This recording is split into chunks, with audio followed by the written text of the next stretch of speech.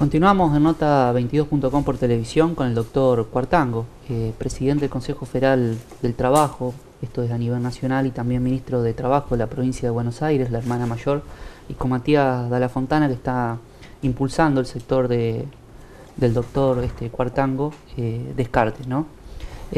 Doctor, ¿cómo se imagina la Argentina al final de mandato de Cristina, el trabajo, la economía? ¿Cómo lo ve usted? Nosotros tenemos que tomar de cada gestión los aspectos positivos, potenciarlos, reforzarlos, consolidarlos, corregir aquello que sea susceptible de corregir y proyectarnos hacia el futuro. Scioli dice que no podemos arrancar cada gestión de cero, porque eso no es solo ir hacia adelante, sino que es un retroceso. No nos olvidemos que Argentina vive una crisis terrible, fines del 2001, que estaba al borde del abismo.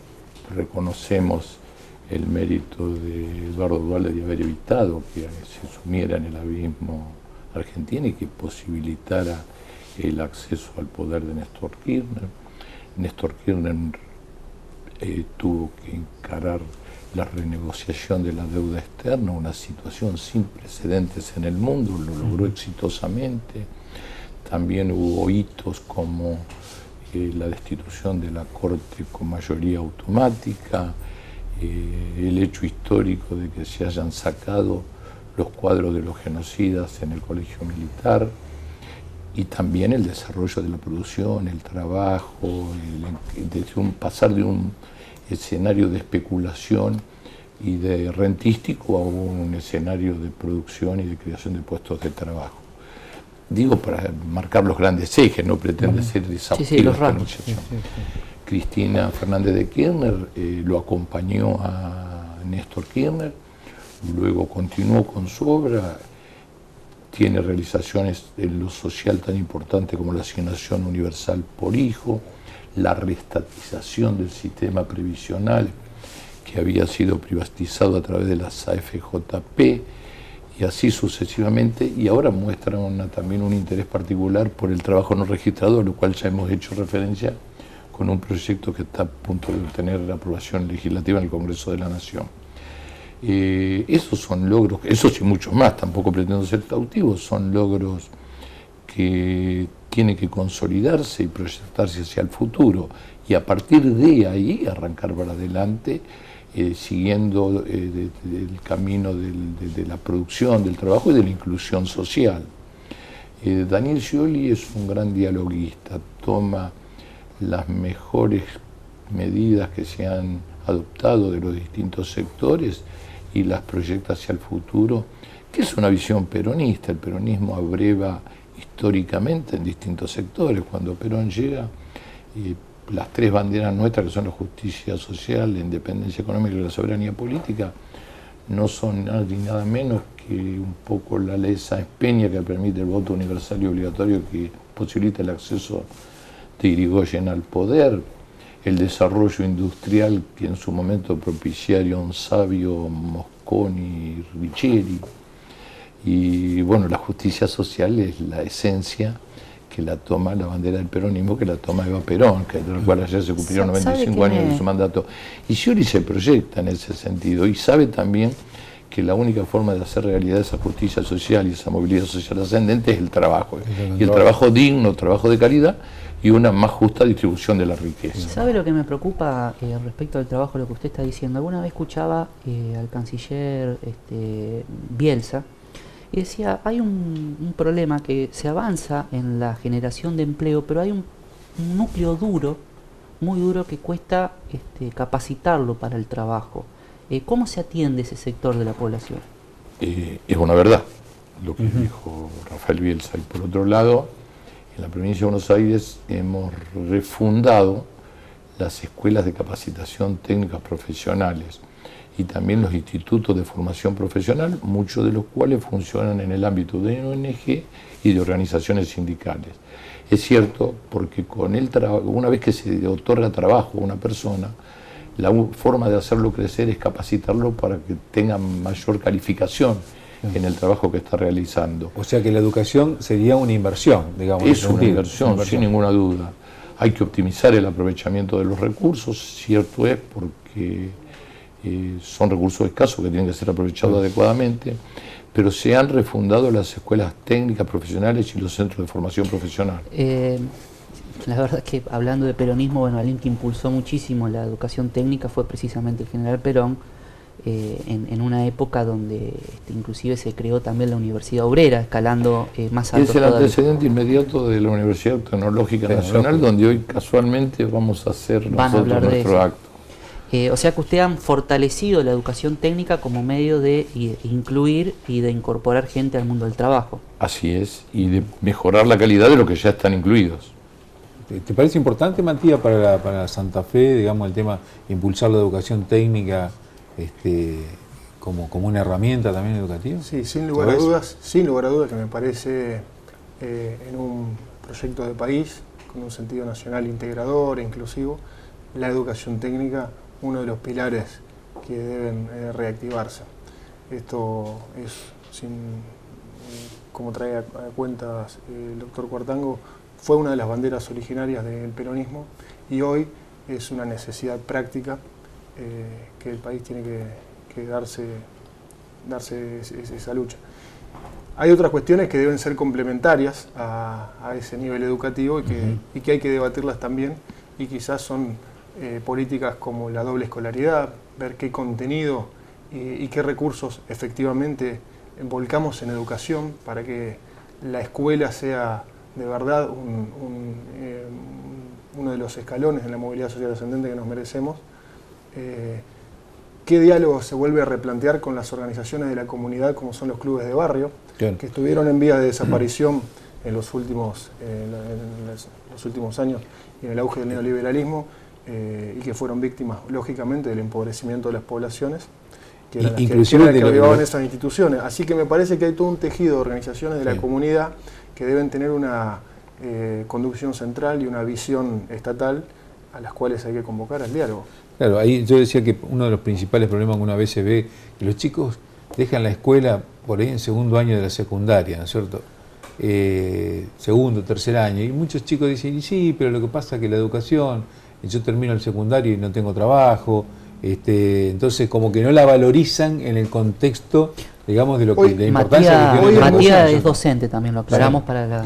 Es muy difícil para un chico de sectores postergados otorgarle sentido a la escuela. Claro. Esto es una realidad. A veces cuando planificamos desde algunos lugares las políticas y que con buena fe se tienen como objetivo la inclusión, hay que ponerse en el lugar y en la subjetividad del destinatario, porque la verdad es que hablarle a uno de esos chicos de la escuela como la garantía de un futuro progreso, cuando ellos ven cancelada su posibilidad en el día a día, y vivir el día a día, vivir la cotidianidad, es verdaderamente una condena para algunos sectores. Hablarle del sentido moderno de la educación como proyecto de vida es prácticamente ciencia ficción. De manera que hay un conjunto de políticas que tienen que ir articuladas, algunas estructurales, que son el piso, como decía el doctor Cuartango, como la asignación universal por hijo, la ley de financiamiento educativo, pero que tienen que ser profundizadas y complementadas con otro, y optimizadas, pero incorporando otro conjunto de acciones. Hay que pensar, en el caso de los chicos y de la inclusión de los jóvenes, en cómo transitan su cotidianidad. Digamos, hoy la realidad es que el que va a la escuela va de 7 y pico de la mañana al mediodía. El día tiene 24 horas. El resto, hay que ponerle contenido, y la conducción del Estado tiene que tener una visión de fondo en relación a eso. Doctor Cuartango, quiero aprovecharlo realmente, porque insisto, es una persona con mucha humildad que ha accedido a una entrevista larga como la que estamos realizando, y los ojos hoy están puestos en la provincia de Buenos Aires por distintos motivos. Primero, Scioli, un candidato a presidente, caminando ya el país, y también se habla mucho de Massa, y esto es una duda que sinceramente yo me la pregunto, siempre la dialogamos también con la producción, si es un producto de los medios o es un producto de su gestión en Tigre, pero me pongo a pensar, Tigre es un municipio chico, entonces, ¿cuál es su visión al respecto? Yo quiero aclarar que siento un gran respeto personal por Sergio Massa. Yo he trabajado con él en el Ministerio de Trabajo en el 2002, yo fui jefe de gabinete, él era director ejecutivo del ANSES. Tiene una gran capacidad de trabajo, pero yo diría que le falta millaje, le faltan horas de vuelo para aspirar a la primera magistratura. Daniel Scioli ha mostrado experiencia y tiene ese millaje y esas horas de vuelo y ese temple, no solo por su gestión al frente de la provincia de Buenos Aires, donde comienza la segunda mitad de su segundo mandato, mostrando capacidad para enfrentar situaciones críticas y resolverlas, como la protección del empleo durante la crisis 2008-2009, como las negociaciones colectivas que hemos tenido en todos estos años, como la crisis policial del año pasado, como la emergencia de seguridad que decretó hace un mes prácticamente, donde asume el relanzamiento de la lucha contra el narcotráfico, sino también en su vida personal. Y voy a relatar un hecho que no lo vi, pero que me lo contaron y que es verdad, que lo pinta de pie a cabeza. Cuando tuve el accidente donde perdió el brazo, estaban buscando el brazo y dice, dejen de buscar el brazo y háganme un torniquete porque me voy a ir en sangre. Una persona que tiene ese temple, esa claridad mental en un momento tan crítico, creo que es garantía de que está en condiciones de conducir el país. ¿Qué imagen tiene o qué visión tiene sobre el Frente Amplio UNE? Es un grupo que tiene mucho que mostrar todavía, a ver si deja de ser un... Hablando de millajes, digamos. Sí, pero tienen que demostrar todavía que pasan a ser un grupo homogéneo y que dejan de ser un amontonamiento. Siempre con el debido respeto a muchos de los dirigentes que lo componen. Yo tuve el gusto de trabajar con Margarita Stolbizer cuando era diputada y yo era asesor de la presidencia de la Cámara de Diputados de la Nación en la Comisión de Legislación del Trabajo, y es una persona que merece todo mi respeto, pero digamos ese amontonamiento que se produjo o esa aglutinación, hay que ver si consigue ensamblarse y formar un grupo homogéneo que pueda pretender gobernar. No nos olvidemos que no habían terminado de unirse y ya tenían algunas diferencias entre ellos, e inclusive no hubo oradores, sino que se leyó un documento por parte de Luis Brandoni, calificado ¿Usted ve doctor, conducción, ve candidato presidencial en ese grupo? Bueno, eso lo tienen que mostrar ellos, todavía yo no veo. ¿Usted considera, por ejemplo, un frente electoral, por ser un frente electoral, puede tener una coexistencia ideológica o después se pueden llegar a presentar problemas de diferencias ideológicas dentro de un eventual o supuesto gobierno? El peronismo, ¿Cómo lo ve? Por su historia es frentista, pero es frentista a partir de, con la conducción del peronismo. Perón era frentista, pero él conducía. Ahora, si el frentismo es una aglutinación de iguales, se convierte en un estado asambleario donde no hay conducción, un poco es lo que le pasó a la Alianza. Usted está diciendo, muy inteligente siempre sus alocuciones, ¿podría haber alguna comparación en este Frente UNEN con lo que pasó con la Alianza? No, todavía no se pueden hacer comparaciones, por eso yo estoy diciendo, quiero ver si consiguen el grado de articulación y de homogeneización que les permita hacer una propuesta válida. Por el momento son una expectativa. Porque son tantos, yo siempre pienso que son tantos los temas que tienen que ver con una fórmula presidencial o con un grupo presidencial, que a veces desde el punto de vista del trabajo, la educación, la salud, la seguridad, todo, inclusive un montón de temáticas sociales, al tener una gran diversidad ideológica, a veces la coexistencia ideológica no se mantiene en el grupo y esto puede generar peleas, ¿no es cierto? Además, en el ámbito legislativo, el debate, el pluralismo es positivo, porque el trabajo legislativo es distinto y permite llegar a un mejor puerto en la elaboración de una norma. El Ejecutivo requiere una dinámica distinta y tiene que haber un conductor indefectiblemente. Por ejemplo, desde una cosa tan sencilla como es el Ministerio de Trabajo de la Provincia de Buenos Aires, yo tengo subsecretarios, asesores, directores provinciales y directores de línea, y hacemos debates abiertos de los temas, cada uno expone su punto de vista, y en última instancia, si no generamos un consenso, yo soy el que decido, porque si no caemos en el quedantismo, en el quietismo y en la inacción. En el mismo sentido, en el gabinete de la provincia de Buenos Aires, Daniel Scioli, que es un tipo muy abierto, escucha todas las opiniones. A veces lo hacemos cambiar de idea, porque lo que nosotros le explicamos a él lo convence de que es mejor, y a veces no. Pero cuando se da esa situación, ¿quién es el que toma la decisión? Él, porque es el gobernador de la provincia de Buenos Aires. Claro. Con mayor razón aún, cuando ascendemos en el grado de poder y llegamos a la presidencia de la Nación.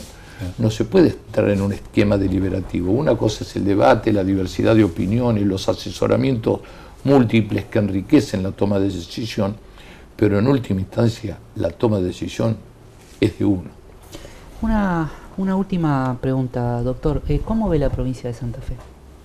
La provincia de Santa Fe es una provincia muy importante y muy interesante, que merece un destino de grandeza, que yo creo que aspiramos a que en el 2015 logremos consolidar la candidatura a presidente de Daniel Scioli y un gobernador peronista para la provincia de Buenos Aires, de Santa Fe. Matías, la jornada de hoy, horario, lugar, bueno, decíamos la tecnológica, por dónde se ingresa. Bueno, la jornada de hoy... Digo por dónde se ingresa, pero sí, la tecnológica es grande. La jornada de hoy, como decía al principio, tiene una jerarquía y simbólicamente es altamente significativa, porque es una de las primeras actividades del sciolismo tan contundentes en el interior del país, en una provincia que participa de la discusión nacional como es Santa Fe, y que nos va a jerarquizar con la presencia, por supuesto, del ministro de Trabajo, porque Cacho Cuartango, pero también nos va a acompañar el hermano del gobernador, José Pepe Scioli, y Eduardo Camaño, una persona con una enorme, una vastísima... Tuvo a cargo la presidencia. Tuvo a cargo la presidencia, como dice mi amigo Cuartango, 2 años, el 21 de diciembre y el 1 de enero subsiguiente. Entonces la jornada de hoy le damos una jerarquía y estamos muy gratificados porque va a contar con la presencia de referentes de toda la provincia de Santa Fe y gente de provincia de Buenos Aires que nos va a acompañar. Va a ser las 19 horas en el auditorio menor de la Universidad Tecnológica y se ingresa por la avenida Costanera.